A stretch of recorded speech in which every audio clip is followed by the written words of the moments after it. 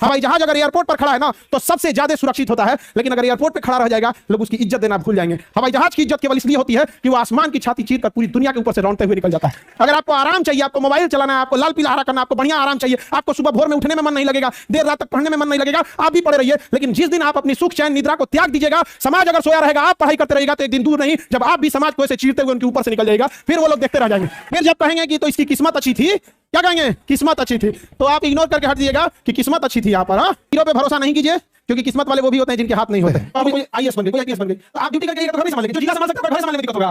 क्या बेवकूफी बना के रखा उसको 10 कमरे का घर संभालने में दिक्कत होगा। ऐसा होता है हर इंसान एक दूसरे का सपोर्ट करता है, जिला हिसाब तक सब नोचने में लगा रहता है, तो बताइए घर क्यों संभालने में दिक्कत होता है। आजकल समाज में एक बड़ा विडंबना फैल गई है ना कि पढ़ी लिखी लड़की है तो किसी का सुनेगी नहीं, नहीं वो सबका सुनेगी, अंतर बस ये कि अत्याचार नहीं सहेगी। तो लोग जानते हो क्या कहते हैं कि पढ़ी लिखी लड़की है सुनेगी नहीं, घुमा के बोलता है, उसको बोलना चाहिए पढ़ी लिखी अत्याचार नहीं सहेगी, ये होगा।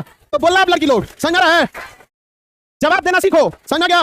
जो घुमा के बोले ना उसको सीधे जवाब दो कि हम सुनेंगे तो क्यों नहीं सुनेंगे भैया, घर है नॉर्मल से अच्छा संभालेंगे, लेकिन अगर सोचिएगा अत्याचार साले हैं भैया, वो वीमेन इंपावरमेंट पे 3 पेज का ऐसे लिख के आई उसको क्या करेगी? प्रैक्टिकली उतार देगी। तो जरूरत है कि लोग हैसियत गिनाते हो, वहां बड़े इंसान को चुप रह जाना चाहिए। उसका कारण बताते हैं। एक बार एक रेस में ना बहुत सारे कुत्तों को दौड़ाया गया, उसी में एक शेर को रखा गया, शेर नहीं दौड़ा था, क्योंकि शेर का कहना था कि जब दौड़ेंगे तो शेर के बीच में दौड़ेंगे, कुत्ते के बीच में दौड़ के अगर जीत भी गए तो कुत्ते कहलाओगे। जो आज आपकी लड़की लोगों को या लड़के लोगों को जो लोग आज ये कहते होंगे क्या कल अधिकारी बन जाएगा तो बोल पाएंगे, अरे बबुआ तब सुबह शाम गुड मॉर्निंग भेजेगा व्हाट्सएप पे, भेजेगा कि नहीं? आज लड़का सबको, हम लोग भी जब पढ़ते थे ना तो कहता था लोग वेल्डिंग सिखा दो, विदेश चल जाएगा कमाने, 13,000 नौकरी, 13,000 सैलरी है उस समय। 13,000 से 20 साल पहले 25 साल पहले 13,000 बहुत होता था।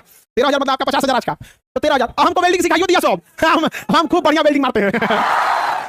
पटना में कई हॉल है जिसमें एक सबसे ऊंचाई पे बना हुआ हॉल है, 5वां फ्लोर, हॉल नंबर 1, उसका आधा बेंच हम ही बनाए हुए हैं। लेकिन चूंकि पढ़ाना भी रहता है तो कितना काम करेगा आदमी, लेकिन सब नहीं कर सकते यहाँ पे। अब आप ही लोग गर्ल्स लोग बताइए, अभी खुद से खाना बनाती हैं, बॉय लोग भी जो लॉज में रहते हैं खुद से खाना बनाते होंगे, कल को रिजल्ट हो जाएगा तो आपको टाइम नहीं मिलेगा, इसलिए कहेंगे भैया इंपॉर्टेंट काम है, ये कोई और खाना बना सकता है, एक कुक रख लीजिएगा, लेकिन आता तो रहेगा ना।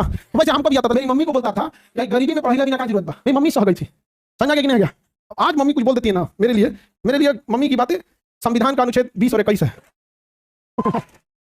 तो उसमें कोई संशोधन नहीं हो सकता, एकदम मानना है तो मतलब मानना। तो आप लोगों से भी यही कहेंगे कि अपने आप को ज्यादा दिन के नहीं, 1-1.5 साल के लिए झोंक दीजिए, अपने आप को झोंक दीजिए। देखिए जब अंतरिक्ष में कोई रॉकेट जाता है ना तो रॉकेट केवल उसको भारत पृथ्वी का गुरुत्वीय क्षेत्र को पार कराता है। जब वो अंतरिक्ष में चला जाता है ना, शून्य ग्रेविटी में जब चला जाता है तो जीवन भर वो चक्कर लगाता है। वैसे ही बस आपको अपने बूस्टर की जरूरत है, एक बार ये बेरोजगारी के गुरुत्वीय क्षेत्र से बाहर हो जाइए, पूरा जीवन चक्कर लगाइएगा।